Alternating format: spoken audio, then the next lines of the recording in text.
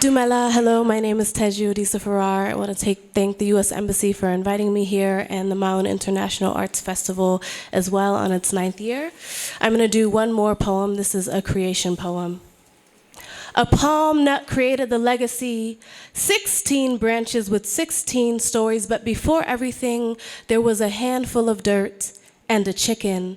They say chicken scratch doesn't mean anything. We only hear about chains and slavery, but before everything, there was a handful of dirt and a chicken. Long, long ago, a chain came, stretched from the heavens to what is now the earth. No sane man would believe this tale, but tall tales have long lives and tall truths are not new. In the beginning, the sky god created the ancient waters. In the beginning, Olurun had sons and not daughters.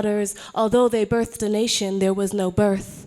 Although they birthed a nation, there was no first or last. There was only a handful of dirt and a chicken. In the beginning, Yoruba kings were the offspring of the Creator's most tangible dreams. In the beginning, all that was veiled, was crowned, was power. Interacting was the spirit, was the people, was the now. In the beginning, a 5-toed chicken walked on water. In the beginning, a handful of dirt was power. In the beginning, the palm nut was the foundation. In the beginning, Yoruba was the only nation. But in the end, myths live on in mythology. In the end, the Bantu, the Zulu have their own creation stories. In the end, there was no first, no last, no one, no capita. In the end, and now there is only one. There is only Africa. Thank you.